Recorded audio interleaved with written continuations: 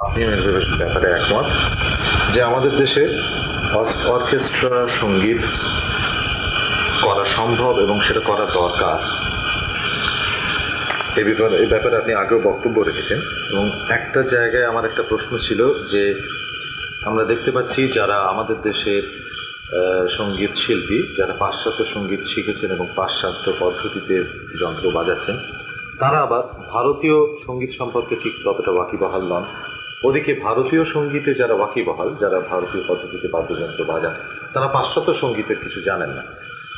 এখন আপনিও এটা মনে করেন যে অর্কেস্ট্রেশনের জন্য পাশ্চাত্য সঙ্গীতে জ্ঞান অপরিহার্য এবং পাশ্চাত্য পদ্ধতিও অপরিহার্য, কিন্তু পাশ্চাত্য সঙ্গীতে যারা পারদর্শী তারা ভারতীয় সঙ্গীতের কিছু না জানার ফলে একটা সমস্যা দাঁড়িয়ে যাচ্ছে এই যে ভারতীয় উপমহাদেশের মানুষ তাদের বাজনা বা গান শোনাতে গেলে তো ভারতীয় সঙ্গীতের উপাদান ব্যবহার করতে হবে, সেই টার্মস, সেই ইডিয়ামস ব্যবহার করতে হবে। তো এই গ্যাপটা, এই ফারাকটা আমরা বুঝিয়ে ফেলতে পারি কী করে, বা এই সমস্যার সমাধান কী করে সম্ভব? একটা ব্যাপার কি জানো, অন্তত ফিল্ম মিউজিক আমরা যারা করছি তাদের মধ্যে আমি বহু এরকম যন্ত্রীকে জানি যারা ভারতীয় সঙ্গীতও ভালো বোঝেন, পাশ্চাত্য সঙ্গীত বোঝেন, কিন্তু তারা হয়তো সেই হিসেবে ক্রিয়েটিভ নন যে তারা ইন্ডিপেন্ডেন্টলি একটা অর্কেস্ট্রার দিকে যাবেন। এরকম কিছু খুব আঙুলে গোনা যায় কিছু লোক আছে যারা হয়তো সেরকম ক্রিয়েটিভ, কিন্তু সেখানে প্রশ্ন ওঠে যে রেকর্ডটা করবেটাকে। প্রথমত কোনো গ্রামোফোন কোম্পানি এই ধরনের রেকর্ড করতে চাইবেন কেন? ওরা সেই স্বার্থে রেকর্ড করবে যদি রেকর্ড বিক্রি হবে, এবং এই ধরনের রেকর্ড বিক্রি হবে কিনা সেটা সত্যি সন্দেহ থাকা। কাজে এই ধরনের প্রচেষ্টা যদি কোনো, যেমন ধরো এখানে যেমন বিভিন্ন ফাউন্ডেশন আছে, আমাদের ওখানে আছে, টাটার আছে, বিভিন্ন কালচারাল ফাউন্ডেশন আছে যারা টাকা খরচ করে বিভিন্ন এক্সপেরিমেন্ট সংস্কৃতি সম্বন্ধে করছেন, তারা যদি এরকম একটা ব্যাপার নেন, তারা আমার মনে হয় ভারতবর্ষে এরকম ট্যালেন্ট পাওয়া যেতে পারে। অসাধ্য নয় যে তারা দুটো সঙ্গীত পদ্ধতি সম্বন্ধে মোরলেস জ্ঞানী এবং এর থেকে নতুন একটা কিছু করবার মানে ইম্পেটাস পাবে। সেই ইম্পেটাসটার অভাব রয়েছে প্রথমত যে কে করবে। কেননা একটা ধরো আমি একটা সিম্ফনি অর্কেস্ট্রাকে 1 মাস রিহার্সাল করে একটা রেকর্ড যদি আমি করি, খুব এক্সপেন্সিভ ব্যাপার, খরচের ব্যাপার। 1 মাস রিহার্সালেতেই আমার বেশ কয়েক হাজার টাকা চলে যাবে। তারপরে সেটা যখন পারফরমেন্স হবে এবং লাইভ রেকর্ডে যদি হবে, সেটা কিনবার মতো আমাদের দেশের লোক আছে কিনা। তো এই সমস্তগুলো ভাববে যখনই কোনো ব্যবসাদারী প্রতিষ্ঠান এটা করবে, সেটা ভাববে। কিন্তু অব্যবসাদারী প্রতিষ্ঠান, যেমন ধরো আমাদের সঙ্গীত নাটক একাডেমি এটা প্ল্যান করে করতে পারে, বা বিভিন্ন স্টেট গভর্নমেন্টের যে কালচারাল উইংসগুলো আছে তারা যদি এই সম্বন্ধে অবহিত হয়, তারা এটা করতে পারে। কারণ সরকারের এই ধরনের ফান্ড থাকে সংস্কৃতি এই ধরনের কাজ করার। আনফর্চুনেটলি আমাদের কেন্দ্রীয় সরকার বলো বা যে স্টেট গভর্নমেন্টগুলো, তাদের কারোরই এই ধরনের পরিকল্পনা নেই। তার ফলে আজকের ধরো যারা একটু নাম করেছেন এবং যাদের প্রতি মানুষের ভালোবাসা আছে, সেরকম একজন মানুষ যদি এই ধরনের প্রচেষ্টা করেন, তাহলে হয়তো তারা কিছু এই ধরনের লোক পেতে পারেন ব্যক্তিগতভাবে। ধরো আমি হয়তো একজন বা 2জন বা 3জন ব্যবসাদারকে পেতে পারি যে ভাই এই ধরনের কাজ করার জন্য এটা খরচ পাতি হবে, যদি বহন করবে, হয়তো আমি চেষ্টা করে সেটা পেতে পারি। কিন্তু কি অসাধারণ ব্যাপার হতো তুমি ভাবো যে আজকে জুবিন মেহতা যদি ভারতীয় সঙ্গীত জানতেন কি অসাধারণ লাগবে, বা রবিশঙ্কর যদি পাশ্চাত্য সঙ্গীত জানতেন কি অসাধারণ ব্যাপার হতে পারত, বা ধরো তিনি বরং যদি পাশ্চাত্য সঙ্গীত জানতেন কি অসাধারণ ব্যাপার হতে পারত। হয়নি। কিন্তু ফিল্মের তাগিদ, আমি ফিল্মের এই জন্যই নাম করছি যে ফিল্মেতে আমাদের বেশিরভাগই বিদেশি যন্ত্র আমাদের ব্যবহার করতে হয়। এখানে অর্কেস্ট্রা করতে গেলে বিদেশি যন্ত্র সেটা তুমি পাবে না। এখানে ভায়োলিনস, ভিওলা, চেলো, ফ্লুট, ওবো, তারপরে ধরো আমরা ফ্রেঞ্চ হর্ন ইউজ করি, আমরা ট্রম্বোন ইউজ করি, ট্রাম্পেটস ইউজ করি, এবং এইগুলো সম্বন্ধে ওয়াকিবহাল এবং এই সমস্ত যন্ত্র বাজাতে পারেন এমন বহু মিউজিশিয়ান ভারতবর্ষে রয়েছে যারা ফিল্মের এই ধরনের কাজ করছে, আমরা করছি। কিন্তু সেটা আবহ সঙ্গীত হিসেবে চলছে, তার কারণ সেটা ফিল্মের একটা অনুষঙ্গ। ইন্ডিপেন্ডেন্টলি সেই ধরনের কাজ করবার মতো ক্ষমতা নিশ্চয়ই আছে না, তো আবহ সঙ্গীত তারা তৈরি করছে, যারা তৈরি করছে কী করে করছে, তাই না? সেটা তো পাশ্চাত্য আঙ্গিকটাকে তো ব্যবহার করছে, এবং বেশিরভাগ ক্ষেত্রেই তারা ভারতীয় ইডিয়মসকেই ব্যবহার করছে। কাজে এটা একটা আকাশ থেকে পড়ার ব্যাপার হবে না। আমাদের দেশে চর্চাটা অন্তত 20 বছর ধরে তো বেশ ভালোভাবেই চলছে। কাজে তার ব্যাকগ্রাউন্ডে রয়েছে, তার মাল মশলা অনুষঙ্গ সবই রয়েছে। অভাবটা যেটা হচ্ছে সেটা হচ্ছে ওই ধরনের একটা সাপোর্ট। আপনার কি মনে হয় না এখানে শিক্ষা, সঙ্গীত শিক্ষা প্রতিষ্ঠানের একটা দায়িত্ব এবং ভূমিকা থাকা দরকার? নিশ্চয় এই ধরনের শিক্ষা প্রতিষ্ঠান গড়ে তোলা দরকার, যারা এইটাকে সমর্থন করবে বা এই কজটাকে এগিয়ে নিয়ে যাবে। হ্যাঁ, তুমি ধরুন আমি তোমার অনেকের চেষ্টা করবো যে আমাদের সে অনেকদিন থেকে ক্যালকাটা সিম্ফনি অর্কেস্ট্রা হলো, ভালো কাজ করেছে ওরা আন্তর্জাতিক বহু ভালো ভালো কম্পোজিশনস ওরা বাজিয়েছে, এই কনসার্টস করেছে। আজকের ক্যালকাটা সিম্ফনি অর্কেস্ট্রার অবস্থা খুব খারাপ, তার কারণ তাদের পেছনে মানে পয়সা দেওয়ার মতো লোক খুব কম। সরকারের কাছেও তারা কোনোদিন যায় না। পশ্চিমবঙ্গ সরকার ধরো ইচ্ছে করলে আজকে ক্যালকাটা সিম্ফনি অর্কেস্ট্রাকে আবার বেশ চাঙ্গা করে তুলতে পারে না, নিশ্চয়ই পারে, কিন্তু সেই দৃষ্টিভঙ্গিটা আমাদের নেই। আমরা সবসময় ধরে নিচ্ছি ওটা বিদেশি, কেমন তো। অথচ ক্যালকাটা সিম্ফনি অর্কেস্ট্রা মতো একটা সত্যিকার চালু অর্কেস্ট্রা যদি আমার থাকে, আমি ভাববার সাহস পাবো আমার সেই সমস্ত মিউজিশিয়ান আছে যারা will be able to deliver the goods. নয়তো কোনো কম্পোজারের পক্ষে পুরো অর্কেস্ট্রা অ্যারেঞ্জ করে যন্ত্রী জোগাড় করে করে তবে আমি রেকর্ড করবো, এটা তো বড় কথা, এটা তো মানে অসাধ্য ব্যাপার, তাই না? কিন্তু যদি একটা সিম্ফনি অর্কেস্ট্রা থাকে যেখানে ভায়োলিন্স আছে, ভিওলা আছে, ট্রাম্পেট আছে, ওবো আছে, ফ্লুটস আছে, ট্রম্বোন আছে, টিউবা আছে, কেমন তো, বেসুন আছে, সেখানে আমরা ভাবতে পারি যে সব তো রয়েছে। আনুষঙ্গিক যা আমার দরকার অর্কেস্ট্রা দরকার সেগুলো সবই রয়েছে। এখন আমার কাজ হচ্ছে কম্পোজ করা, এবং এইটার খরচ যা হবে সেই ধরনের খরচ করার মতো একটা প্রতিষ্ঠান বা কোনো ব্যক্তি বা এদের জোগাড় করা। কিন্তু সেটাই যদি না থাকে, আজকে ক্যালকাটা সিম্ফনি অর্কেস্ট্রার মাঝে মধ্যে যতটা হয় কিছু সঙ্গীত প্রেমী আছে যারা পাশ্চাত্য সঙ্গীত ভালোবাসে, তারাই কোনটাভাবে বাঁচিয়ে রেখেছে। কিন্তু আমার মুশকিল, আমার যেটা নিজের ধারণা, যেমন বম্বে সিম্ফনি অর্কেস্ট্রা বেশিরভাগই আমাদের ফিল্মের যেসব মিউজিশিয়ানরা কাজ করে তারাই ওখানে কাজ করে। তার বাইরেও কিছু আছে যারা হয়তো নেভি ব্যান্ডে বাজায় বা অন্য কোথাও বাজায়, এরা মিলে সিম্ফনি অর্কেস্ট্রা কোনো রকম চালু করেছে। আমাদের দিক থেকে এরকম কোনো একটা হয়নি আর কি, যে এই প্রতিষ্ঠানগুলো যেগুলো ব্রিটিশ আমলে তৈরি হয়েছিল সেগুলোকে বাঁচিয়ে রাখা দরকার, এবং তার দিয়ে ভারতীয় কিছু কাজও করা যেতে পারে, এ ধরনের চেতনাটা একেবারে। আমাদের যত আমরা ইন্ডিজিনাস জিনিস সেটিকে আমরা রপ্তানি করি। আমার with all my due respect, ধরো পূর্ণদাস বাউল যে বাউল গায়, গান গায়, তুমি তো মনে হয় আমেরিকান অডিয়েন্স বোঝে? আদৌ না। কিন্তু ওর যে লম্বা আলখাল্লা গেরুয়া রঙের, ওর যে পায়ে ঘুঙুর, ওর যে খমক গুড়গুড় গুড়গুড় করে বাজায়, হ্যাঁ, এই যে সেই সাপুরের জাতীয় একটা ব্যাপার, এবং খুব চড়া সুরে মানে অনেক অক্টেভ উঁচুতে ও গান করে, এই ব্যাপারটা ধরো আমেরিকানদের খুব ভালো লাগছে, যেহেতু তারা ডাকছে বিভিন্ন কালচার প্রতিষ্ঠানে গিয়ে ও নেচে নেচে সেই বাউলের গান গাইছে। এইটাকেই কিন্তু চিরস্থায়ী করার একটা বন্দোবস্ত হচ্ছে। আমাকে অনেকে বলেছে, আমি যারা এখানে এসেছি, যে আপনি অরিজিনাল ওই ধরনের ফোক বা আপনার কি বলে এথনিক মিউজিক, সেইগুলো যদি কোনো মিউজিশিয়ান আনতে পারে তাহলে আমেরিকাতে খুব চলবে। এবং তোমরা কি মনে করো আমরা সেই ওইখানেই পড়ে আছি? অর্থাৎ প্রদর্শনী করছে। হ্যাঁ, কিছু লোকের সাংস্কৃতিক ক্ষুধা সুশ্রুতি দেওয়ার জন্য ব্যাপারে। কাজে আমি যদি এখানে একটা বাইক এনে নাচাতে পারি, যে কিরকমভাবে আমাদের কোর্ট সিঙ্গিং হতো, হ্যাঁ, বা ধরো একটা সাবুলকে নিয়ে এসে সাপ খেলিয়ে যেতে পারি, বা বাউল বা এই ধরনের ট্র্যাডিশনাল যেভাবে সারেঙ্গি বাজাও, সরোজ বাজাও, বাজাও, তার মার্কেট আছে। কিন্তু আমরা যে সেখানেই পড়ে নিই, আমরা যে সঙ্গীতের দিক থেকে আমরা আরও আধুনিক ভারতীয় সঙ্গীত যে অগ্রগতি করছে, পাশ্চাত্য সঙ্গীতের সঙ্গে ভারতীয় সঙ্গীতের সংঘর্ষণ ঘটছে, আমরা নতুন নতুন গান সৃষ্টি করার কথা ভাবছি, অর্কেস্ট্রা করার ভাবছি, তার জন্য এদের কোনো চাহিদা নেই।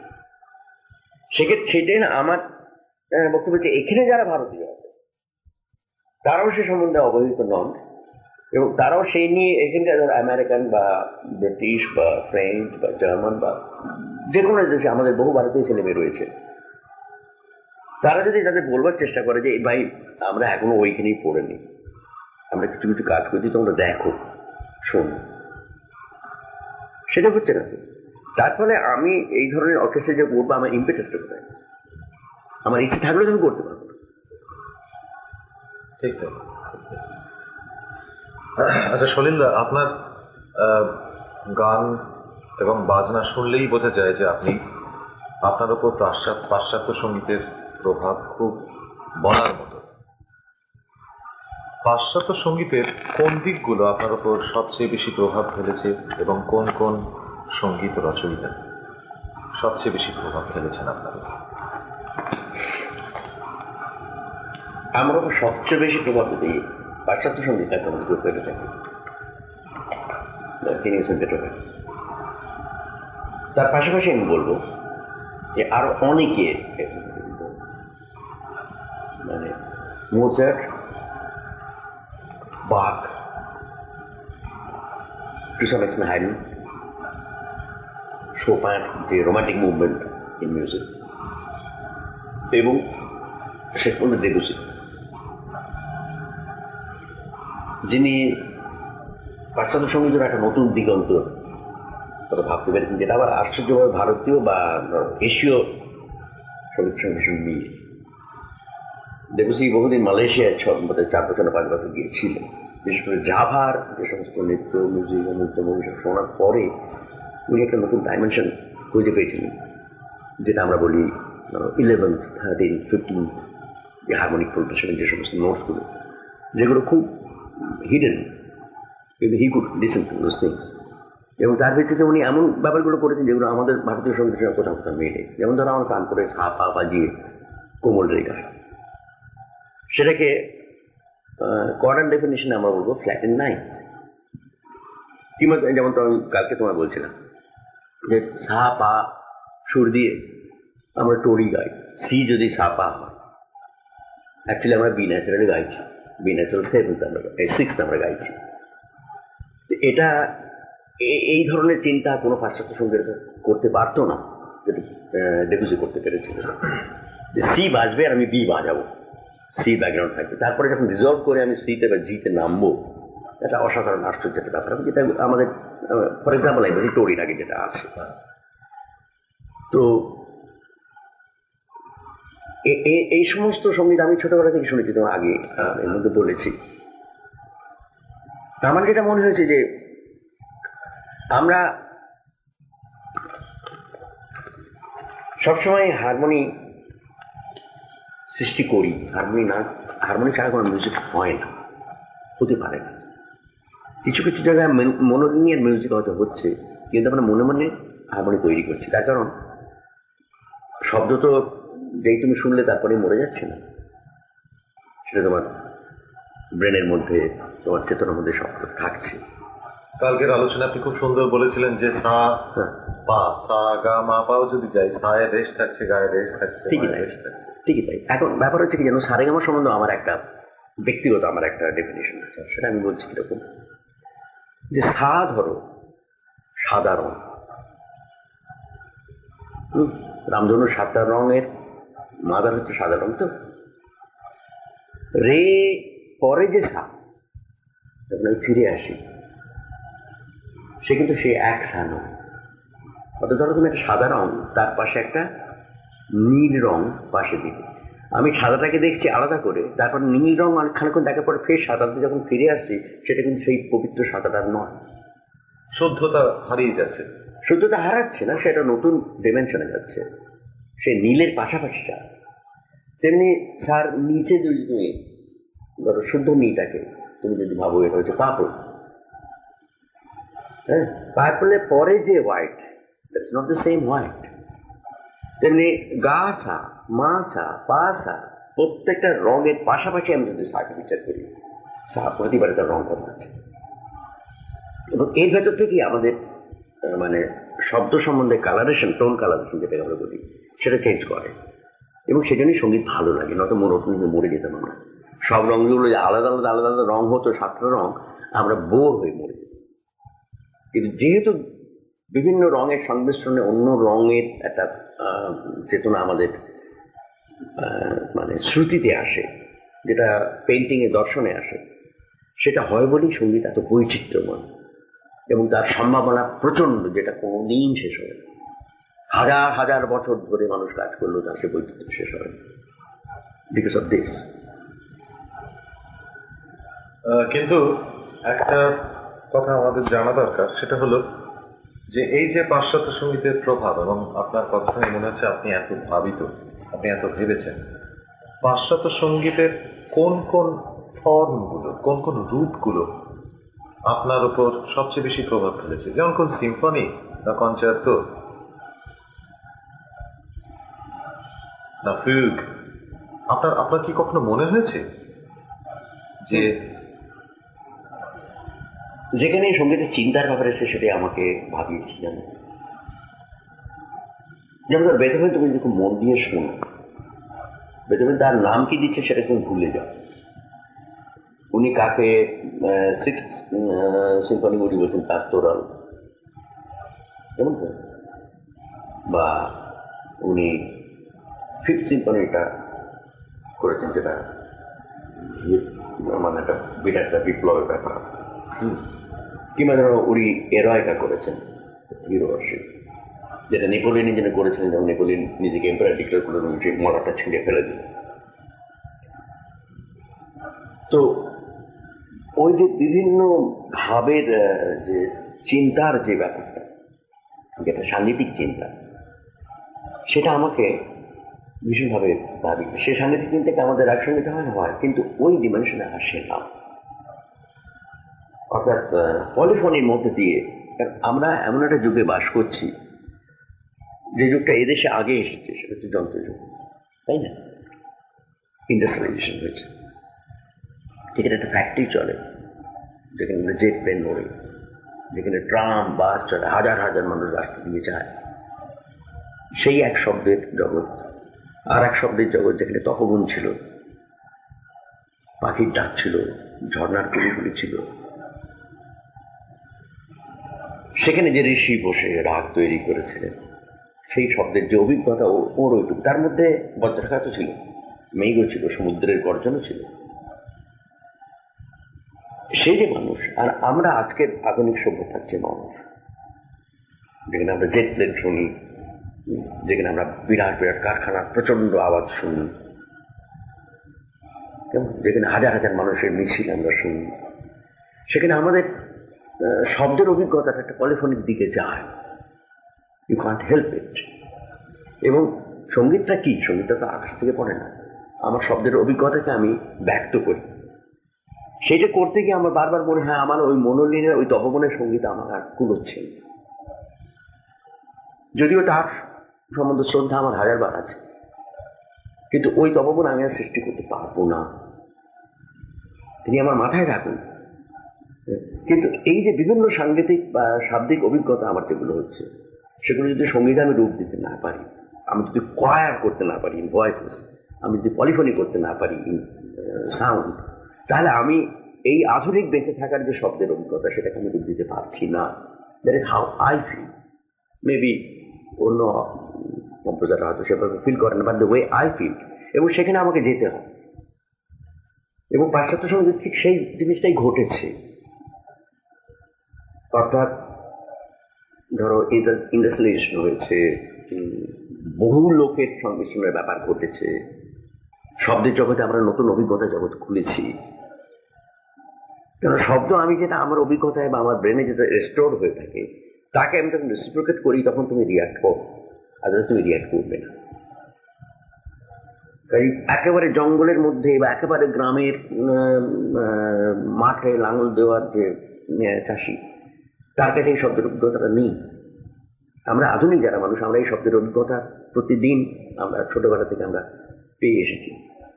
কাজে সেই যে মাথাটা যার মধ্যে এতগুলো শব্দ এসে জড়ো হয়েছে, আমি যদি তাকে কোথাও ঘা দিতে পারি, সে কিন্তু সে রিয়াক্ট করবে, তাকে সে চিনতে পারবে, আইডেন্টিফিকেশন তার হবে। এই দিক থেকে আমার মনে হয় যে পাশ্চাত্য সঙ্গীত ছাড়া, পাশ্চাত্য সঙ্গীত মানে তার যে প্রিন্সিপলস অফ ডেভেলপমেন্ট, তার যে পলিফোনিক ব্যাপারটা, তার যে হারমোনিক ব্যাপারটা, কাউন্টারপয়েন্টের ব্যাপারটা, এইটা আমাদের নতুন রাস্তা দেখাতে পারে। সেখানে আমি আমার ভারতীয় অভিজ্ঞতা নিয়েও, ভারতীয় সাংগীতিক চরিত্র রেখেও আমি সেখানে হয়তো কিছু কাজ করতে পারি। That's my feeling. এই কয়ারের কথাটা বলাতে আমার একটা প্রশ্ন মনে হচ্ছে যে আপনি আপনার প্রথম দিকের গানেও দেখেছি ও আপনি নিজেও বলেছেন যে সেই আইপিটির যুগ থেকেই যখন আপনারা সভায় গান গাইছেন তখন আপনি আরো বহু কণ্ঠের সাহায্য নিচ্ছেন এবং স্বরসঙ্গতি করছেন। তারপর বিভিন্ন গানে আপনি অদ্ভুত স্বরসঙ্গতির নজির দেখেছেন। ইদানিং এই বিশেষ করে এই কদিন আগে আপনার যে নতুন গানগুলো শোনার সুযোগ আমার হলো, যেগুলো আমি এর আগে শুনিনি, এই গানের প্রায় প্রত্যেকটাতেই দেখছি আপনি কোরাস ব্যবহার করছেন। হ্যাঁ, আপনার একটা সমবেত কণ্ঠ আপনি ব্যবহার করছেন এবং আমার মনে হচ্ছে যে আপনি আগে যতটা ঘন ঘন ব্যবহার করেছিলেন আজ যেন আপনি তার চেয়ে বেশি ঘন ঘন ব্যবহার করছেন। প্রায় প্রতি গানেই যেন আপনি মাঝে মধ্যেই কোরাসের সাহায্য নিচ্ছেন। এটার কারণ কি?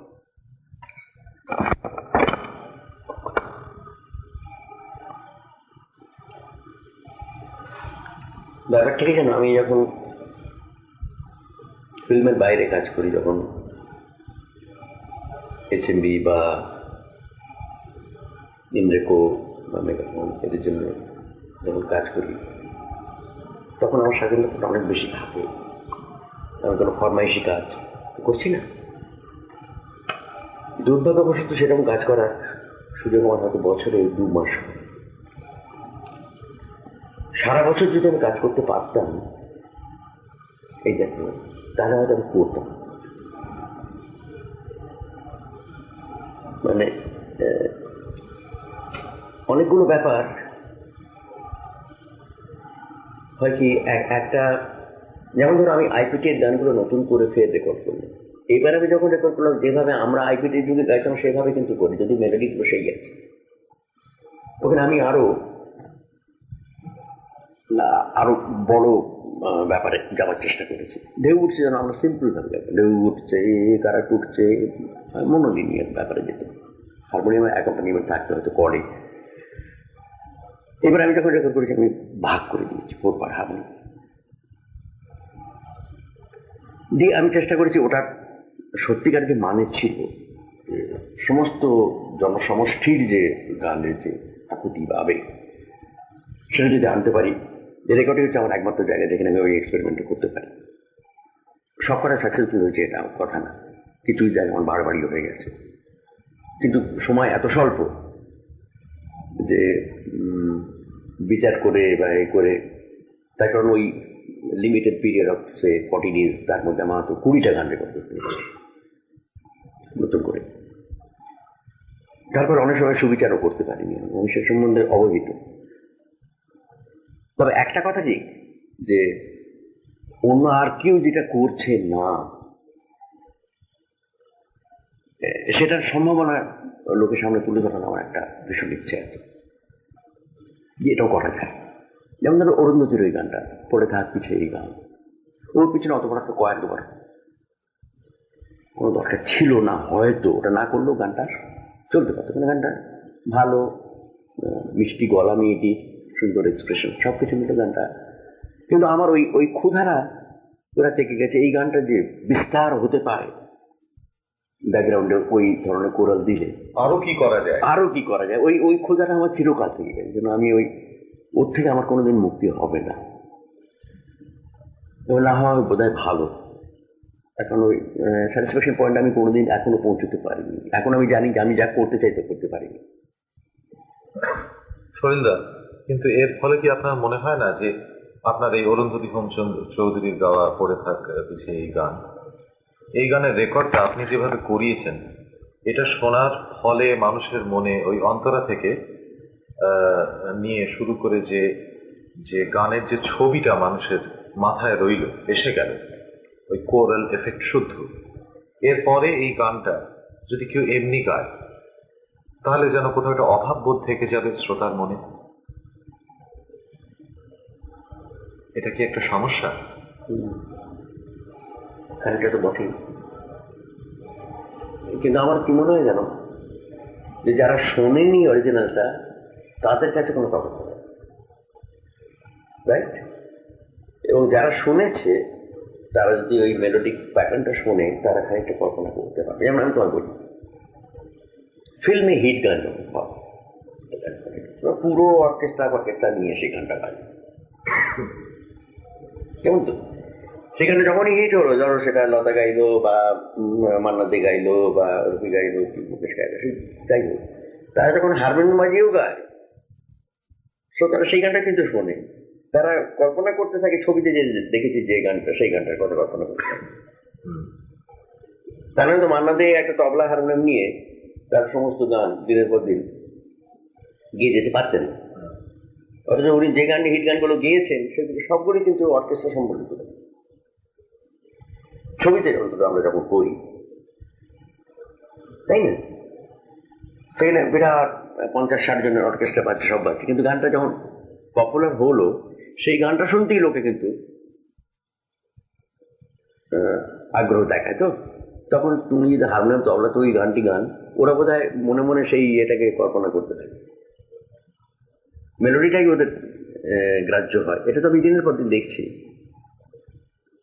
এই আমার মনে হয় না ওটাতে খুব ক্ষতি হবে, জানো, যে কয়ার ব্যাকগ্রাউন্ড না থাকলে ওই গানটা আর ওই রূপে লোকে নেবে না, এটা হবে না। তবে যদি কখনো করা যায়, ধরো আমি কন্ডাক্ট করছি একটা প্রোগ্রাম, আমি তার প্রত্যেকটা গান, তার যে যে চরিত্র, যে ধরনের অর্কেস্ট্রেশনের মধ্যে সমস্ত অনুষঙ্গ আমার রইল, দ্যাট উইল বি আইডিয়াল। সেই আইডিয়াল কন্ডিশন সবসময়, যেমন ধরো আমি যদি মে মাসে ভাবছি আমি এই কাজটা করবো, আমার ম্যাক্সিমাম লিমিট হচ্ছে 10 জন কি 11 জন টোটাল লোক আসবে, তার মধ্যে 4 জন গাইছে, তার মধ্যে 6 জন মিউজিশিয়ান নিয়ে আমি ওই effect impossible for me to create কয়ের একটা প্রশ্ন ওঠে, রাইট? কিন্তু I can venture it, considering যে আমি অন্তত গানগুলোর একটা চেহারা, অর্কেস্ট্রাল একটা মানে বেসিক যে মানে যেটাকে আমরা বলি যে নিউক্লিয়াস যে রূপটা, সেটা দিতে পারবো, এবং দিলে সে তার চেহারাটা ফিল পাবে, মানে বোঝে তাকে চেনা যাবে আর কি। বুঝতে পেরেছি। আপনার অর্কেস্ট্রার ব্যাপারে আর একটা প্রশ্ন, সেটা হচ্ছে ছোটবেলা থেকেই যে আপনার যত গান শুনেছি তাতে দেখছি কয়েকটা, এই নিয়ে আপনার সঙ্গে একদিন আলোচনা হয়েছিল, কিন্তু একটা প্রশ্ন আপনাকে আমি করতে ভুলে গেছি। কয়েকটা যন্ত্র আপনার গানে বারে বারে ফিরে আসছে। আপনি সেদিন বলেছিলেন যে ওখানে যন্ত্রের অ্যাভেলেবিলিটি, প্রাপ্তিসাধ্যতার ব্যাপারে লিমিটেশন রয়েছিল, যে একসময় আপনাকে অ্যাকর্ডিয়ন ব্যবহার করতে হয়েছে, হয়তো অনেক সময় আপনি চাইছেন না, কিন্তু তা আর কি করা যায়, অগত্যা অ্যাকর্ডিয়ন। কিন্তু কতগুলো ইনস্ট্রুমেন্ট, কতগুলো যন্ত্রের ব্যবহার যেন আপনার গানের প্রতিটি গানেরই একটা বিশিষ্ট অঙ্গ, যেমন বাঁশি। এবং আমি জানি না, আমি অর্বাচীনের মতো বলছি হয়তো, একটা পিকোলোর মতো একটা এফেক্ট আসে, এবং খুব দ্রুত সেটা তার গতি, সে বাঁশি মুভ করছে খুব দ্রুত। বা স্যাক্সোফোন ব্যবহার করেছেন আপনি এক সময় কিছু কিছু কিছু কিছু গানে। স্ট্রিংস, তার যন্ত্র আপনি খুব বেশি ব্যবহার করেন। এই যে যন্ত্রগুলো আপনি ব্যবহার করছেন, এর মধ্যে যে পৌনঃপুনিকতা আসছে, এর পেছনে কি আপনার কোনো চিন্তা আছে?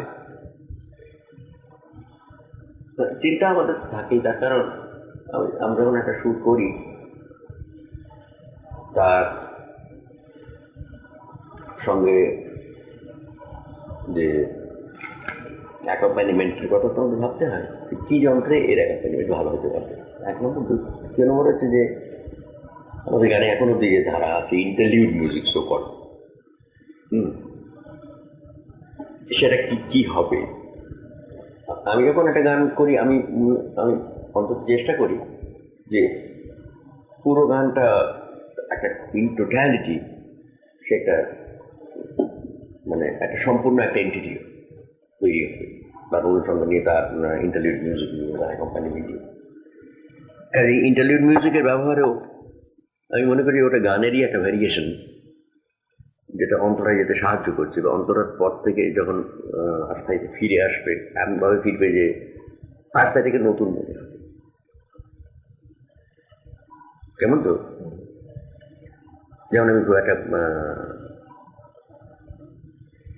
খুব মানে খারাপ এক্সাম্পল, খারাপ মানে চালু এক্সাম্পল দিই। যেমন ধরো তোমার স্ত্রী, তিনি আস্থায়ী, ওকে, তুমি বাইরে চলে গেলে, তোমার সঙ্গে আরো বিভিন্ন জগতের বিভিন্ন মহিলা ও মুক্তার সঙ্গে তোমার পরিচয় হয়ে গেল। তারপরে তুমি আবার বাড়িতে ফিরে এলে। এরপরে যখন তুমি স্ত্রীকে আবার নতুন করে দেখলে, সে আগের স্ত্রীর যে দেখাটা যখন তুমি আর কাউকে দেখোনি, সেটা আলাদা হবে। তখন তুমি বুঝবে যে হ্যাঁ, ও এই ঘরের মধ্যে এরকম অসাধারণ ব্যাপার, আর কিছু নেই। আমরা মিউজিক্যাল এখানকে সেই জিনিসটা করি, অর্থাৎ বিস্তার অমুক তমুকের মধ্যে থেকে আমরা বাইরের জগতে বেরিয়ে যাই, বেরিয়ে গিয়ে আস্থাই নামক ঘরে আবার ফিরে আসি। ফিরে এসে মনে করি আহ কি ভালো লাগছে, এখন আরো ভালো লাগছে। এই ভালো লাগাটা আমি শুধু যখন আস্থায় গাইছি তখন ভালো লাগেনি, এতটা ভালো লাগে। এই ফিলিংটাকে যদি সঙ্গীতে কেউ ট্রান্সফার করতে পারে, তাহলে একটা অসাধারণ ব্যাপার হয়। যন্ত্র ধরো বিভিন্ন, আমি যেটা ব্যবহার করি গানেতে, অনেক সময় তুমি যেটা তোমাকে আগে আমি বলেছি, অনেক সময় আমাদের কিছু লিমিটেশনের মধ্যে কাজ করতে হয়। অ্যাভেলেবিলিটি অফ মিউজিশিয়ানস, এবং যেমন আমার একটা ইলেকট্রনিক অর্গান হলে খুব ভালো হতো, সেটা পাওয়া যাচ্ছে না। হয়তো তার জন্য টাকা জোগাড় করা যাচ্ছে না, বা যে মিউজিশিয়ান ভালো এটা বাজাতে পারতো তাকে হয়তো পাওয়া যাচ্ছে না। এটা বহু ক্ষেত্রেই হয়। সেখানে ওই কর্ড ওইটা বাজাবে, চলো একটা অ্যাকর্ড এনে হয়ে যাবে, বইটা হয়তো সেখানে আমি অ্যাকর্ডিং ইউজ করলাম। বা ধরো একটা ইন্টারলিউড মিউজিকে যেখানে আমার হয়তো খুব ভালো লাগতো যে একটা ফ্রেঞ্চ হর্ন যদি পেতাম, যেটা আমি ধরো আনন্দের গাড়ি করেছিলাম, কোনটা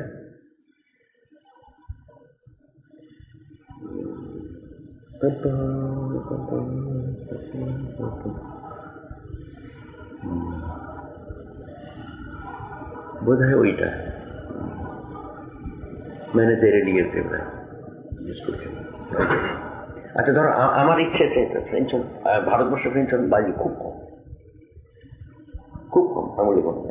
এবং যারাও দু একজন আছে তাদের মধ্যে পিচিং হচ্ছে most important in French, correct pitching না হলে ফ্রেঞ্চ একটা অশ্রাব্য, অথচ অসাধারণ মিষ্টি একটা কণ্ঠ।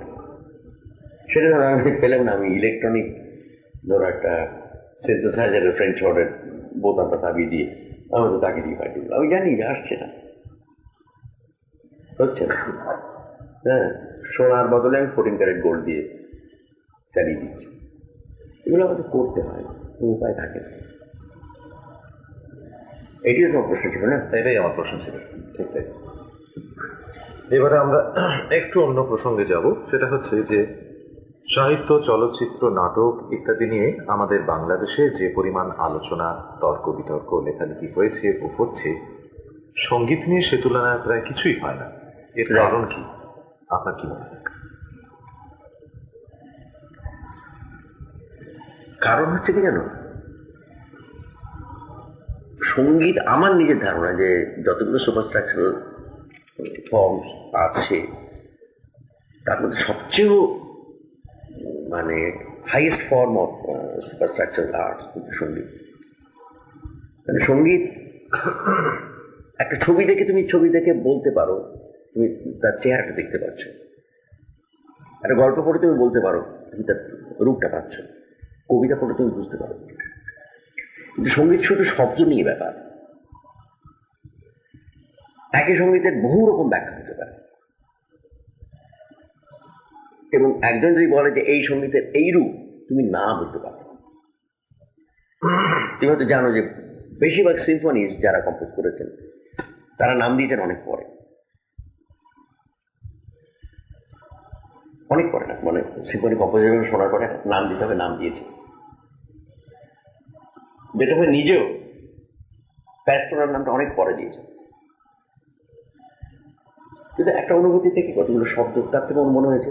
কিন্তু পরে উনি বলেছেন যে ওই একটা জঙ্গলের মধ্যে দিয়ে একটা নদী, একটা ছোট গ্রুপ বয়ে যাচ্ছে, হুইসপারিং বার্ডস এবং আদার্স এগুলো গাইছে, সেগুলো ওর মাথায় ছিল। কেমন তো তারপরে হচ্ছে কি, সঙ্গীত এমন একটা মানে ব্যাপার যে তাকে তাত্ত্বিক রূপ দিয়ে তার ব্যাখ্যা করা এবং তাই নিয়ে আলোচনা করা আমাদের দেশের সমাজ হয়তো সেই অতীতে গ্রো করেছিল। তারপরে যখন সঙ্গীতের বিভিন্ন বৈচিত্র্য এসছে, সেটা নিয়ে খুব কম লোকে ভেবেছে। এবং আমার নিজের ধারণা, যারা সঙ্গীতের সমালোচনা লেখেন বিভিন্ন খবরের কাগজে, ধরো গানটি ভালো হয় নাই বা অপূর্বই আছে, হ্যাঁ, কিছু বলার নেই। আমার গান কারো যদি ভালো হয় নাই তিনি যদি মনে করেন, আমার তর্ক করার কোনো পয়েন্ট নেই যে হ্যাঁ গানটি ভালো হইয়াছিল, আপনি বলিয়েছেন ভালো হয় নাই, কিচ্ছু করার নেই। বা তুমি যদি হঠাৎ প্রশ্ন রেখে অনবদ্য একখানি গান, আমারও কিছু বলার নেই। তার কারণ আমাদের কোনো মাপকাঠি নেই বিচার করার কারণ, বা সঙ্গীতকে বিচার করার মাপকাঠিগুলো তৈরি হয় না, কি দিয়ে বিচার করবো? অর্থাৎ এস্থেটিক্স অফ মিউজিক সেটা তৈরি হয়নি আমাদের দেশে। সেটা আমার মনে হয় সেটা তোমাদের কাজ, তোমাদের সামনে সেই দায়িত্বটা রয়েছে যে তোমরা সেটাকে তৈরি করবে। অর্থাৎ যারা সঙ্গীত বোঝে এবং সঙ্গীত সমর্থন করে, আমাদের বেশিরভাগই সঙ্গীত বোঝেন না, তারা কানে শুনে বিচার করেন। এই আমার সঙ্গে একজন নাম করা একজন সঙ্গীত মানে সমালোচক, আমি তাকে বললাম আপনি কেন এই কথা লিখলেন? আমার একটা ছবির সঙ্গীত সম্বন্ধে খুব যাচ্ছে তাই বলে উনি কাগজ লিখেছেন। আমি দেখুন, আমাকে শিখতে দিন, আমি যদি সত্যি যাচ্ছে তাই মিউজিক করে থাকি, অন্তত আপনার সমালোচনা থেকে আমি এটুকু তো শিখতে পারবো যে আগে কি করবো। আপনি তো নস্বাত করে দিলেন গোড়া থেকে শেষ অবধি, তাই না? কিন্তু আপনি কেন বললেন সেটা যদি না বলেন, তাহলে আমি তো ইমপ্রুভ করবো না। মানে আমি তো সঙ্গীত বুঝি না, উনি বললেন, তাহলে আপনি সমালোচনা করেন। ভাই আমরা তো সাধারণ মানুষ, আমরা কান দিয়ে শুনি, কান দিয়ে বিচার করি। তার তো সবচেয়ে বড় সমালোচক গাধার হওয়া উচিত, কারণ গান সবচেয়ে লম্বা গান। তখন তিনি আমার বললেন, তুমি আমায় গাধা বললে? আমি বললাম আপনাকে গাধা বলিনি, আমি গানই যদি সবচেয়ে বড় কথা হয়, তার মধ্যে যদি বুদ্ধি না থাকে, তার মধ্যে যদি বিচার শক্তি না থাকে, তার মধ্যে অন্তত কিছুটা মাপকাঠি বা মানদণ্ড যদি না থাকে, তাহলে আমরা কোথায় যাবো? আমি ওদের বাজে গান করেছি, বাজে সঙ্গীত করেছি, আমি কি করে বুঝবো যে আমি বাজে করেছি যদি আপনি না আঙুল দিয়ে বুঝিয়ে দেন এই জন্য বাজে হয়েছে? শুধু আমি বলি না, অন্তত ভবিষ্যতে যারা সঙ্গীতকার আসবে তাদের জন্য তো একটা মানদণ্ড থাকা দরকার, তো মাপকাঠি থাকা দরকার। তো সেটা আপনারা কোথায় দিচ্ছেন? তার ফলে হচ্ছে কি, আমরা ওই ভালো লাগা বা খারাপ লাগা, হ্যাঁ, আমরা ওই বড় কান ওয়ালা লোক নিয়ে আমরা বেঁচে আছি। ঠিক তাই। সুনীলদা, আপনি বহুগুণ সম্পন্ন মানুষ। গান, কবিতা, নাটক সব ক্ষেত্রেই আপনার বিস্ময়কর অবদান। আপনার লেখার, আপনার সুরের ছত্রে ছত্রে প্রতিটি ধ্বনি সমষ্টিতে প্রখর বুদ্ধিবৃত্তি ও মননশীলতার ছাপ। সঙ্গীতের জগতে আপনি একজন দুর্লভ ভাবুক, আপনার সৃষ্টি তার প্রমাণ। অথচ আপনি আমাদের দেশে গানকে ঢালাওভাবে নিছক বিনোদন হিসেবে দেখার যে প্রবণতা আছে, সেই প্রবণতার বিপরীতে কলম ধরেননি। গান, সঙ্গীত যে একটা মননশীল কাজ, আমাদের দেশের তথাকথিত ইন্টেলেকচুয়ালরা সেই দিকটাকে উপেক্ষা করে গেছেন, সঙ্গীত শিল্পীরাও তা নিয়ে তেমন মাথা ঘামাননি। আপনি নিজে আমাদের দেশের সঙ্গীত জগতে এক উজ্জ্বল ব্যতিক্রম হয়েও, অর্থাৎ মাথা কথা যুক্তিসঙ্গতভাবে বলার ও লেখার ক্ষমতা রেখেও কেন দীর্ঘদিন কোনো আলোচনার অবতারণা করেননি, লেখেননি? সঙ্গীত নিয়ে ভাবনার জগতে জমে ওঠা বরফটা ভেঙে ফেলতে চেষ্টা করেননি? প্রথম কারণ, আমি প্রবাসী। গত 28 বছর ধরে আমি বাংলার বাইরে, ওই পুজো গানের সঙ্গে বলছেন না, 2 মাসে আমি কাজ করি। দ্বিতীয় কথা কি জানো, আমার একটা সংকোচ আছে। সংকোচটা এই জন্যে যে আমি নিজের গান বাজনা করি তো, গান ফান লিখি। আর যারা লেখে শুট করে, স্বভাবতই যখনই আমি কোনো এই ধরনের প্রসঙ্গ যখন আলোচনা করব, তারা এসে পড়বে। সেখানে আমার একটা কুণ্ঠা আছে যে একজন সঙ্গীতকার হিসেবে আমি বোধ হয় নিজে ঢাক পেটাবার চেষ্টা করছি বা অন্য কাউকে ছোট করার চেষ্টা করছি। এটি 2 নম্বর কারণ। 3য় নম্বর কারণ হচ্ছে যেভাবে রবীন্দ্রনাথ করতেন, উনি একমাত্র লোক সত্যিকার সঙ্গীত চিন্তা করেছেন, সঙ্গীত চিন্তা করেছেন এবং লিখেছেন। এবং সেটি আমাদের পাথেও বলতে ওইটি মিউজিকোলজি বলতে যেটুকু বুঝি, পরে অনেক বড় বড় লোকের নাম চলে, কিন্তু যার লেখার মধ্যে আমরা সঙ্গীত চিন্তার খোরাক পাই। আমার মনে হয় আপনি আধুনিক বাংলা গানের কথা বলছেন, বিশেষ করে বাংলা গানের সম্পর্কে, বিশেষ করে বাংলা সম্পর্কে চিন্তা। ঠিকই। তো সেই ব্যাপার নিয়ে আমাদের যদি একটা আলোচনার একটা আসর যদি থাকতো যেন, তাহলে আমার খুব সুবিধা হতো। রবীন্দ্রনাথ তার পরোয়া করেনি, উনি নিজেই লিখেছেন, উনি কোনো আসরের পরোয়া করেন। কেননা ওর মনে হয়েছে এটা আন্দোলন, এবং সেই আন্দোলনে কি ভূমিকা, তার কি হওয়া উচিত, কোন দিকে যাবে, এ সম্বন্ধে আমার বলা দরকার। আমারও বহুবার মনে হয়েছে এই কথাটা বলা দরকার। এবং তোমার সঙ্গে আমি যে রাজি হয়েছি ইন্টারভিউ করে তোমার সঙ্গে কথা বলবো, তার অন্যতম কারণ হচ্ছে যে আমাদের এই ইন্টারভিউয়ের মধ্যে, এই কথাবার্তা বলার মধ্যে অন্তত আমি একটা নিজেকে প্রকাশ করার একটা সুযোগ পাবো, যার মধ্যে দিয়ে আমার সঙ্গীত চিন্তা, আমি যেভাবে ভাবি সঙ্গীত সম্বন্ধে, সেটা অন্তত একটা জানলা প্রকাশ পাবে, একটা জানলা খুলে যাবে। সলিল দা, গণনাট্যের সময়, যে সময় গণনাট্য আন্দোলনের সময়, যে সময় নাটক, সাহিত্য, সঙ্গীত সবকিছুর ক্ষেত্রেই আমাদের বাংলাদেশে একটা আশ্চর্য এবং অভূতপূর্ব আন্দোলন এসেছিল, সেই সময়তেও কি সঙ্গীত নিয়ে আলোচনা হয়নি আপনাদের মধ্যে? এক সেকেন্ড সলিল দা, টেপটা পাল্টে। সঙ্গীত নিয়ে আলোচনা করি, এটা কেন বলছি? আমরা গানের কি কথা, কি বক্তব্য, তাই নিয়ে আলোচনা করেছি। সঙ্গীত কি ফর্ম নিচ্ছে, কিভাবে একটা বিশেষ কথাকে বলার জন্য সে নতুন আঙ্গিক তৈরি করছে, বাহ বাহ বেশ করেছ, এটা আলাদা ব্যাপার। তাকে অ্যানালিটিক্যালি তাকে বিচার করা, তার সম্বন্ধে একটা ডেফিনিট একটা মত প্রকাশ করা, এটা হয়, সেটা তোমরা করছো, খুব ভালো। সত্যি এই জিনিসটা হচ্ছে না। সলিল, এবার আপনাকে একটা ছোট্ট ঘটনার কথা বলছি, সেই ঘটনার উপর আপনি, যদি আপনি ইচ্ছে করেন, মন্তব্য করবেন। আমাদের দেশের এক অতি নামজাদা সাপ্তাহিক পত্রিকায় আমি একটা লেখা জমা দিতে গিয়েছিলাম একবার। লেখাটা ছিল আধুনিক গান নিয়ে।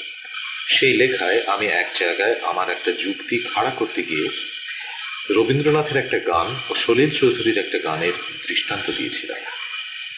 রবীন্দ্রনাথের পাশে সলিল প্রসঙ্গ দেখে সেই মহানামী পত্রিকার সম্পাদক প্রায় আঁতকে উঠলেন, বললেন, রবীন্দ্রনাথের গানের পাশে সলিল চৌধুরীর গানের উল্লেখ ঠিক মানায় কি?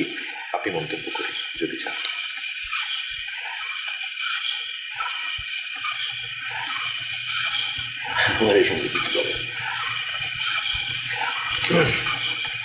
আপনার গানের একটা সংকলনে নারায়ণ গঙ্গোপাধ্যায়ের লেখা ভূমিকা পড়েছিলাম। আপনার গানের সুবাদে আমাদের দেশের আর কজন লেখক, রাজনীতিক, ইন্টেলেকচুয়াল আপনার সঙ্গে যোগাযোগ করেছেন, আপনার সঙ্গে আলোচনা করেছেন, তর্ক করেছেন, আপনার কাজকে গুরুত্ব দিয়েছেন বা গায়ে পড়ে হেয় করেছেন? এমন কোন রাজনীতিক, লেখক, বুদ্ধিজীবী, ইন্টেলেকচুয়াল আছেন কি, যারা আপনার সৃষ্টির সম্পর্কে আপনার সঙ্গে আলোচনা করার জন্য আপনার সঙ্গে যোগাযোগ করেছেন? না, তুমি তো জানো না, নারায়ণ তার লেখা যখন বেরো ভূমিকাটা, তখন একটি পত্রিকা, নামও বলি দেশ পত্রিকা, ঠিক তুমি আগে যে কথাটা প্রশ্ন করছো ঠিক সেই কথাটাই লেখা। নারায়ণ ডাইরেকে বলেছিলেন যে রবীন্দ্রনাথ নজরুল প্রসাদ ইত্যাদি পাশে জীবন ঠিক এই কথাই লেখা হয়েছিল যে এক নিঃশ্বাসে কি করে উনি সলিলচৌধুরীর নাম এদের সঙ্গে উচ্চারণ করলেন।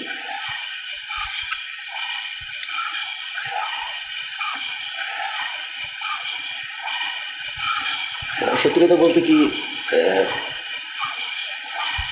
কেউ এ নিয়ে আলোচনা করে। দেবাশিস কিছুটা দেবাশিস দাশগুপ্ত রাইট কিছুটা এই ব্যাপারে ও লেখালেখি করছে এবং আমার সঙ্গে কয়েকবার আলোচনা হচ্ছে, কিন্তু ও এই মূল ব্যাপারটা ধরবার চেষ্টা করেনি। অর্থাৎ একটা সঙ্গীত বিশেষ কি কারণে তার ফর্ম বদলাচ্ছে, বিশেষ কি কারণে সে, আমি শুধু সঙ্গীতের কথা বলছি, আমি গানের কথা বলছি, সেটা নিয়ে কেউ ভাবিত হয়নি। না সুনীলদা, আপনার গান সম্পর্কে একেবারে মনে করুন একজন নামী লেখক বা ইন্টেলেকচুয়াল হিসেবে যার খ্যাতি আছে এবং যিনি রবীন্দ্রসঙ্গীত ইত্যাদি নিয়ে কথাবার্তা বলে থাকেন, তিনি কি কখনো এসে আপনার কাছে বলেছেন যে সলিল আপনার এই গানটা নিয়ে আমি আপনার সঙ্গে আলোচনা করতে চাই? এরকম হয়েছে কি? অর্থাৎ আপনাকে কি কখনো আপনার গানের ভিত্তিতে বা সঙ্গীত বিষয়ে আলোচনায় সামিল করা হয়েছে লেখক, শিল্পী, ইন্টেলেকচুয়াল মহলে? না, ব্যক্তিগতভাবে হয়তো বাড়িতে এসছেন কেউ, যেমন একজনের নাম তার নাম হচ্ছে সুভাষ চৌধুরী, যিনি রবীন্দ্রসঙ্গীত সম্পর্কে খুব ওয়াকিবহাল। উনি আমার সঙ্গে অ্যাপয়েন্টমেন্ট নিয়ে বাড়িতে এসেছেন। ওর কথাবার্তা শুনে আমার একটা মনে হয়েছিল যে উনি আমি যে জাতীয় সঙ্গীত করছি তার সঙ্গে ওর একটা আগ্রহ আছে, উনি জানতে চান, ধরতে চান। এবং অর্কেস্ট্রেশনের ব্যাপার বিশেষ করে বলছেন যে রবীন্দ্রসঙ্গীতের যে মেলোডিক প্যাটার্ন আছে তাকে যদি অর্কেস্ট্রায় রূপ দেওয়া যায় এবং সেটা আপনি যদি করেন তাহলে একটা বোধহয় ভালো ব্যাপার হতে পারে। অর্থাৎ রবীন্দ্রসঙ্গীতকে শুধু মনোরঞ্জনের একটা জায়গাতে নিয়ে আর বেশি দূর বোধহয় এগুলো যাচ্ছে না, এরা কিন্তু ওর হয়েছিল অন্তত, সেটা আমি জানি না সার্বজনীন কিনা, মোটেই ওর অন্তত হয়েছিল সেটা, এবং সেক্ষেত্রে উনি বলেছিলেন। কিন্তু সেটা ওই পর্যায়ে যায়নি যেন যে পর্যায়ে যাওয়া উচিত আর কি। অর্থাৎ আমরা একেবারে বেসিক যে প্রশ্ন মিউজিকে interpretation of a melody through orchestration, বা একটা মেলোডি কেন এরকম ফর্ম নিচ্ছে, কেন শুদ্ধ রে সা থেকে সা হয়ে যাচ্ছে এবং কোমল এটা নি হয়ে যাচ্ছে গান গাইতে গাইতে, যেমন আস্তে এইটুকু থাকে যেমন বলছিলাম, সেটা শুনতে নীর মতোই লাগে, কোমল যেগুলো মনে হয় না, সেটা কি প্রোগ্রেশনে যায়, কেন হয়, তার একটা ডেফিনেট গ্রামার আছে এবং সেই গ্রামারের মধ্যে দিয়ে হয়। অর্থাৎ আমরা যে ডমিনেন্ট 7 থেকে মেজরে যাই, এটা সেই খুবই একটা বেসিক ব্যাপার, এটা উঁচু সঙ্গীতের ব্যাপার না। আমরা রিলেটিভ ডমিনেন্ট 7 করে আমরা একটা মেজর কর্ড থেকে তার রিলেটিভ মাইনরে চলে যাই, সি থেকে ধরো E7 দিয়ে আমি এ মাইনরে চলে যাই, কারণ কানে কিছু লাগে না, ধাটা হঠাৎ সা হয়ে যায় কি করে, এইসব ব্যাপার নিয়ে ভাবেনি কেউ ভাবছে না। তো আমার খুব ইচ্ছা আছে এমন ওয়ার্কশপ করা যেখানে এইসবগুলো নিয়ে আমি তোমাদের মধ্যে যারা ছেলেরা আছে, আমি যে কাজগুলো করেছি তার একটা নিশ্চয়ই একটা ব্যাকরণিক ভিত্তিতে আছে, সেই নিয়ে অন্তত নতুন যুগের ছেলেরা যারা কাজ টাজ করবে তাদের সামনে আমি যেটুকু আমার নিজের অভিজ্ঞতা দিয়ে জেনেছি সেটা যদি তাদের বলতে পারি, তো আগামী দিনে আমার মতো সংগ্রাম করে 30-35 বছরের ধরে নাকে খত দিয়ে তাদের যদি যেটুকু আমি শিখেছি যদি বলে দিতে পারি, তাদের ওই অন্তত 30 বছরটা নষ্ট হবে না। হ্যাঁ, সেটা তারা হয়তো 3 মাসেই শিখে নিতে পারবে, 30 দিনই শিখে নিতে পারবে, বা 90 দিনে শিখে নিতে পারবে। এটি আমি চেয়েছিলাম আর কি। তো সেসব করার আমার ধরো অর্থনৈতিক, বিশেষ করে অর্থনৈতিক সমস্ত কিছু মিলিয়ে আমার সেটা সুযোগ আমার তো নেই। সেটা তোমরা যদি কেউ করো, আমি সেখানে গিয়ে সামিল, কিন্তু আমার পক্ষে এই সংগঠন গড়ে তুলে তার ভিতরে গিয়ে এই করা আমার অন্তত অ্যাট প্রেজেন্ট আমার সেটা সামর্থ্য নেই। হয়তো আমার সে এই জীবনের হবেও জানি না। শৈলেন্দ্র, আপনি আপনার সমকালীন গীতি স্রষ্টাদের কাজের সঙ্গে কতটা পরিচিত বাংলা গানের ক্ষেত্রে? খুব বেশি না। আমাকে যদি তুমি বলো এই নিয়ে আপনি প্রবন্ধ দিকে আমি লিখতে পারি। এখন আগে বলেছি আমি প্রবাসী, 28 বছর ধরে আমি বাংলার মাটি থেকে বাইরে, বহু গান হচ্ছে হচ্ছে হচ্ছে। যদি আমার একটা অসম্ভব ইচ্ছা আছে যে ধারাবাহিকভাবে গান একেবারে সেই গোড়ার থেকে বাংলা গান যখন রেকর্ডে বেরোতে আরম্ভ করলো আজ পর্যন্ত, সেই সমস্ত কাপড়গুলো আমি যদি জোগাড় করতে পারি, তাই একটা পর্যালোচনা করতে পারি এবং বাংলা গানের ক্রমবিকাশ কি করে ঘটছে, তাতে নতুন সুর কি করে আসছে, নতুন চিন্তা কি করে আসছে, কোথায় পচন আসছে, কোথায় ধরো প্রগতি আসছে, এটা যদি বিচার করতে পারতাম, সেই সময় যদি আমি পেতাম, আমার মনে হয় সত্যি একটা কাজের মতো কাজ হতো। সেগুলো তোমাদের করা দরকার। কিন্তু সলিলদা, আপনি নিজে একজন সঙ্গীত সম্পর্কে অত্যন্ত সচেতন, এবং শুধু সঙ্গীত না, আরো বিভিন্ন শিল্প মাধ্যম, ছায়াছবি, নাটক, গল্প, প্রবন্ধ ইত্যাদি বিভিন্ন ব্যাপার, রাজনীতি, বিভিন্ন ব্যাপার সম্পর্কে একজন সচেতন মানুষ হয়ে আপনি যে সঙ্গীত সৃষ্টি করছেন, আজ কত বম্বেতে গেছেন আপনি, কত 25 বছর হলো? 28 বছর। এই 28 বছর ধরে আপনি বম্বেতে বসে কাজ করছেন, বেশ কিছু ভাববার মতো বাংলা গান আপনি উপহার দিয়েছেন আমাদের, অথচ আপনি সমকালীন বাংলা গান শুনতে পাচ্ছেন না, যে কারণেই হোক। এর জন্য কি আপনার আমি শুনছি, যেমন গত 1 বছর ধরে আমি তো বেশিরভাগ কলকাতাতেই থাকছি, কাজে রেডিওর কল্যাণে কানে আসছে অনুরোধের আসর, অমুক তমুক ইত্যাদি আমার কানে তো আসছেই, কিন্তু বম্বেতে থাকাকালীন আপনার অতটা সুযোগ হয়নি। কিন্তু গত 1 বছর ধরে হয়েছে। ধরো আমি 80 সালের শেষের দিক থেকে, সেপ্টেম্বর অক্টোবর থেকে আমি বেশিরভাগ সময় কলকাতাতেই আছি এবং এই সমস্ত গানগুলো আমার শোনবার সুযোগ হয়েছে। এবং যেসব গান ধরো রেডিওতে অনবরত বাজে, ওদের আসলে বাজে, বিভিন্ন ওদের আলাদা আলাদা চাঙ্ক প্রোগ্রাম থাকে, তার মধ্যে বাজে, more or less you can get a comprehensive idea of what is happening in modern Bengali music. তো একটা কথা আমি without casting any aspiration to anybody, এটুকু বলবো যে আমার ভীষণ হতাশ লেগেছে। মনে হচ্ছে যে আমরা আধুনিক বাংলা গান কে যে যারা গালাগালি দেয় তাদের পক্ষে যুক্তি খারাপ হচ্ছে। কেন কেন হচ্ছে? সব মিলিয়ে ব্যাপারটা ভালো লাগার মতো কিছু হচ্ছে না, না তার চিন্তায়, না তার সুরে, কি ধরনের একটা মানে অসম্ভব একটা পছন্দের মুখে আমরা যাচ্ছি। এবং হয়েছে কি জানো, আমার নিজের যেটা দেখো,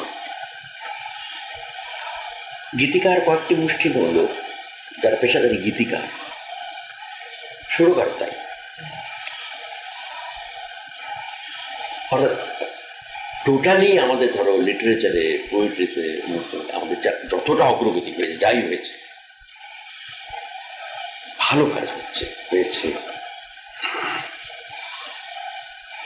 তার সুযোগ থেকে সঙ্গীতটা কিন্তু বঞ্চিত। এখন এন্টায়ার কবিকুল কেউ গীতিকার নয়,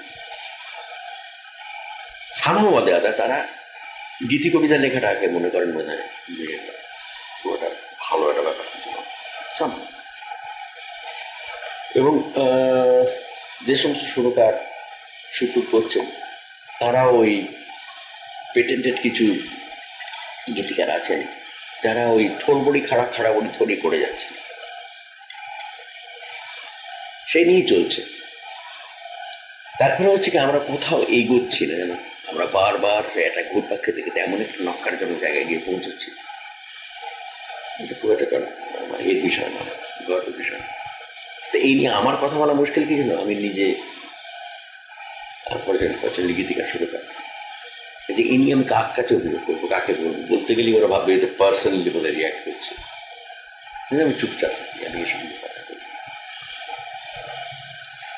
সুরেন্দ্র, একটা খুব ইম্পর্টেন্ট কথা আপনার কথা প্রসঙ্গে এসে গেল, সেটা হচ্ছে যে বাংলা গানের যে বহমান ধারা, রবীন্দ্রনাথ থেকে রবীন্দ্রনাথ, দ্বিজেন্দ্রলাল রায়, অতুল প্রসাদ, রজনীকান্ত, নজরুল অব্দি চলে এসেছিল, সেই ধারায় আপনি বোধহয় আমার হিসেবে শেষ সঙ্গীত স্রষ্টা যিনি একাধারে গীতিকার ও সুরকার। মনে করা যাক, হিমাংশু দত্ত শুধু সুরকার ছিলেন, অনুপম ঘটক, সুধীরলাল চক্রবর্তী, এরা সকলেই শুধু সুরকার, নচিকেতা ঘোষ, সুধীন্দ্র শুল্ক মাঝে মাঝে দু একটা লিখেছেন বলে শুনেছি। এর কারণ কি? এই যে অর্থাৎ একটা অদ্ভুত ডিভিশন অফ লেবার হঠাৎ দেখা যাচ্ছে মোটামুটি নজরুলের পর থেকে।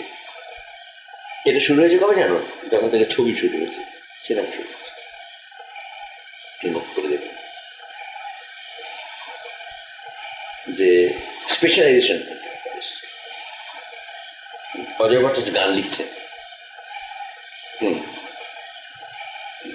কবির মল্লিক সুর দিচ্ছে, বা হিমাংশু দত্ত সুর দিচ্ছে, সেটা খারাপ না। সেটা পৃথিবীর সব দেশই হচ্ছে। এমনকি অপেরাতেও তুমি দেখবে লিব্রেটো একজন লিখে আর একজন কম্পোজার, খারাপ কিছু না। কিন্তু দুটোর মধ্যে এমন একটা আঁতাত থাকে, এমন একটা আন্ডারস্ট্যান্ডিং থাকে, যে সব মিলেমিশে it becomes a total whole. আমাদের দেশেও সেটা ঘটেছে, আমার তার জন্য কোনো অভিযোগ নেই। আমার অভিযোগ শুধু এইটুকু, যে সাহিত্য বুদ্ধি আছে এবং সেই জাতীয় গীতিকাব্য তৈরি করতে পারছেন এমন মানুষ, এবং সেই সাহিত্যকে বুঝবার বুদ্ধিওয়ালা এমন একজন সঙ্গীতকার, এই দুটো যদি সমন্বয় ঘটতে পারতো, তাহলে আলাদা হয়ে যাবার কোনো দুঃখ থাকতো না। অর্থাৎ আলাদা হলেও মানে এই ডিভিশন অফ লেবার সত্ত্বেও উত্তীর্ণ কাজ হতে পারে, বরং বেটার হতে পারে। কারণ আমি ধরো, আমি নিজে গীতিকার সুরকার হিসেবে আমি নিজে অনেক সময় চিন্তা করি, যখন আমি যখন রানার শুরু করেছি, ওটা আমি কিছুতেই করতে পারতাম যদি আমি গান লিখতাম। আমি পালকি চলে যখন শুরু করেছি, আমি কিছুতেই করতে পারতাম না। ওখানে ওই কবিতা গুলো আমাকে একটা নতুন সুরের চিন্তা জুগিয়েছে, যে সুরটা আমি একা বসে আলাদা ওইভাবে করতে পারতাম না। ওই কবিতাটা আমার কাছে একটা চ্যালেঞ্জ এসে বেশ, যাকে সুর করে তাকে নতুন, ধরো কিছুদিন আগে আমি রবীন্দ্রনাথের প্রতি সুর করলাম, ওই কবিতাটা আমার কাছে একটা চ্যালেঞ্জ, যে সুরে এটা কি করে বলে। সেখানে আমার কিন্তু ডাইমেনশন অনেক বাড়ছে, যেটা আমি হয়তো একা একা আমার নিজের চিন্তার মধ্যে যদি থাকতাম, তা আমি এইগুলোতে, ধরো অবাক পৃথিবী বলো, রানার বলো, পালকি চলে বলো, হ্যাঁ, বা ঠিকানা বলো, বা রবীন্দ্রনাথের প্রতি বলো, এইগুলোর মধ্যে দিয়ে যে সলিল চৌধুরীর পরিচয়, সেই সলিল চৌধুরীকে তোমরা কোনোদিনই দেখতে পেতে না। কাজে সেখানে সুরকার গীতিকার আলাদা হওয়ারও একটা অ্যাডভান্টেজ আছে। আপনি বলছেন যে কবিতাটা পড়ে আপনি নতুন একটা ভাবনার খোরাক পেলেন, যাতে আমার নতুন সুর চিন্তা আমার জোগালো। কেমন তো সেই সুর চিন্তাটা হয়তো আমার জোগাতোই না যদি আমি নিজের মনের মধ্যে নিজের কথা নিজের সুরের মধ্যেই ঘুরপাক খেতাম। কাজেই সেটা যে একটা অভিশাপ সবসময় তা না। কিন্তু এটাও ঠিক যে যে সুরকার নিজের কথা নিজে লিখতে পারে, তার ব্যক্তিটা অনেক বড় হয়। তখন একটা সুরের ভাব তার মাথায় এলো, যে কথাটা সেই সুরকে ধরতে পারবে, মানে সেটা ধারণ করতে পারবে, করে সেই সুরের যে গভীরতা সেটাকে ব্যক্ত করতে পারবে, সেটা যদি কোনো সুরকারের ক্ষমতার মধ্যে থাকে, তাহলে তার সুযোগটা অনেক বেশি বাড়ে। বুঝতে পারছো? বুঝতে পেরেছি। সুলিন্দা, আপনি সমকালীন গান সম্পর্কে যা বললেন তাতে একটা মোটামুটি নিরাশার সুর পেলাম আজকে যা করছি। কিন্তু আপনি কি ব্যক্তিগত ভাবে আধুনিক বাংলা গানের ভবিষ্যৎ সম্পর্কে আশাবাদী না নিরাশাবাদী? আমি প্রচন্ড আশাবাদী। আমি বিশ্বাস করি যে এই ব্যাপারটাই ঘটতো, তোমার কাছে আমার আশাই ঘটতো, সেই সম্বন্ধে আমার আশা